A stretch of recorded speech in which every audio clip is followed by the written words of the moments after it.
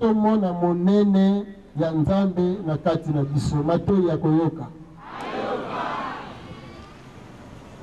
motema kobomba matono mingi bandeko na kanisi wana bouti ko landa ba elema nyonso tu ndenge Papa Nkusu asalisi bongo consécration ya ba missionnaire mais ezalaki kaka consécration ya ba missionnaire te ezalaki pe lisusu boxe de pharaon et bakoko na biso tango tozalaka na Égypte babandaki ko salela les arts martiaux oyo eboti lelo karateka eboti kung fu eboti boxe donc mayemanso mauti bongo na Égypte nde Papa Nkusu aye na équipe wana ya Sawara boxe de pharaon yango abimisaki yango mokolo mwa eyenga na stade Vélodrome yango azali kosala manso ete kokozwa bongo fédération awa na mboka na biso ndenge ba mindele kutu ba récupérer yango basaleli yango fédération Papa Nkusu akotisi yango bolanda yango na bilili o Sawara rénové parce que salama dit déjà et c'est salama et on te dit qu'on là il faut la makasi na coup de pied coup de poing coup de tête faut la makasi na coup de tête na sport oyo parce que y a un truc de parce que par le lobby mondialisation nous sommes au même boxe de pharaon yango wana nous sommes au pesa on mindele tu peux ça partout dans mon kili boxe de pharaon on peut pas y rouler à biso là né moi ça l'appelle le nom on a c'est temps bande on a ça ba biso yango voilà ma tambi zulu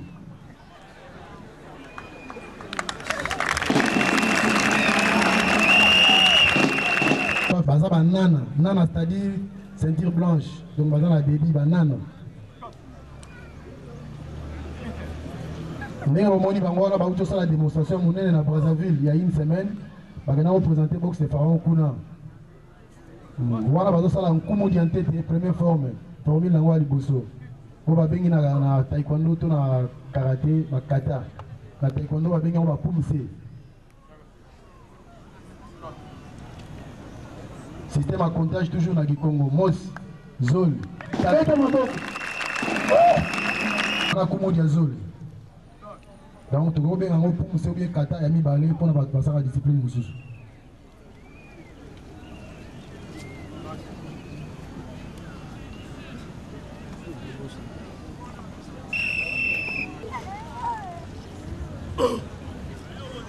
On a une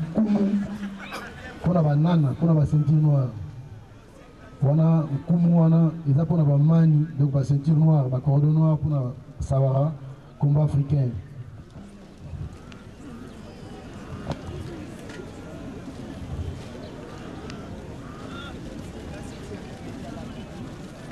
celui totali boxe de pharaon ba racine nango mususu lelo eza na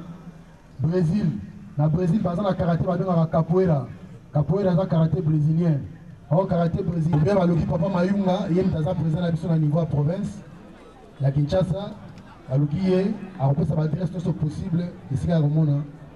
Tout bazo salana, bazo bengango, babengi yango, bayete, kubam fumu, basi bapesi, Papa Nkusu, si ko bazo pesa ngai moté ina ba.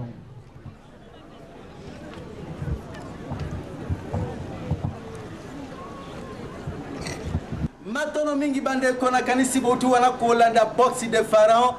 nde sikoyo parmi ba invité na biso tozalaki pe na Michel Lumumba mwana ya mine ya Mbuta Lumumba oyo biso tozali na kati ya religion ya biso ko considéré comme moko wa basantu ba kufeli Afrika ba kufeli Congo boyo ka témoignage na ye par rapport na mbotama ya papa na ye par rapport na lolenge papa na ye a botamaki na kati ya miracle mpeza ya mfumu kibangu bolanda ye bino moko botala kaka bilili ya mwana ya mine ya Mbuta Lumumba oyo azali totalement d'accord na religion africaine botala bilili bina utende uzonga kinata c'est photo kenika tango toye komoni même un monument tout mais que vous expliquez mon aki Marcel Chisambo conseil de l'État ayo bana penanga tuninga Michel na moni date on a commis papa na botami le 2 juillet 1925 c'est ali vrai ou faux donc nous ali faux et archi faux pour papa nanga botami le 2 juillet 1928 des jours mbuta Simo Kimbangu akomaki na village na biso na ona loa papa botami na 7h Simo Kimbangu amemi papa koti na ndako ya basoso éclipse du soleil salemi buti okoti mpenza complètement na 14h nde moye kobima Simo Kimbangu akei papa tika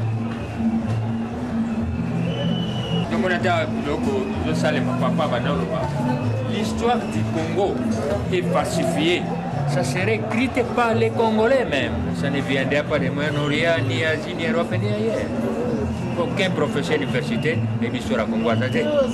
Mais ben, il va français plus que les Français même. C'est ça le mal. Ça viendra. Avec les gens. Merci, c'est pas tout. Merci.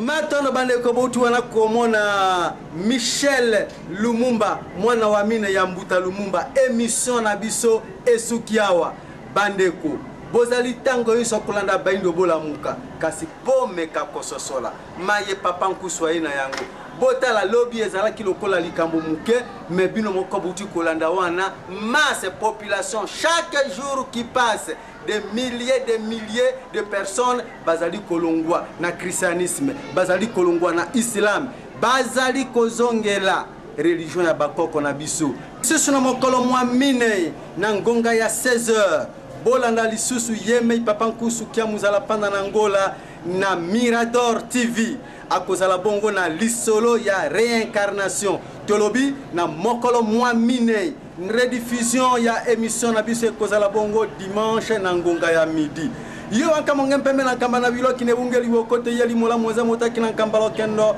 bankana wankambe mwazeli menzale nkangeli munka ilanga ibolia ilunga mbidi ilunga kala la mutombo mukulu yo ankana wankamwati ya mkoko msiri nkoko lueji bankana wankoko ngobila nkoko ngabedila nkoko makoko ngalie nkoko selemba nkoko Kinshasa yo ankana wankambuta Lumumba yo ankana wanka yaki mpavita mbuta machu mfumu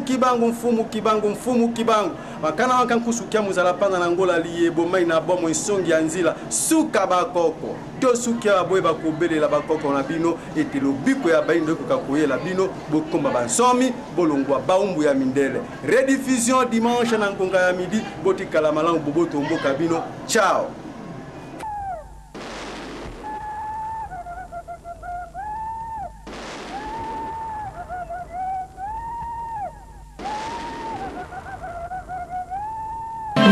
Moindo azala patiengo azakoni ma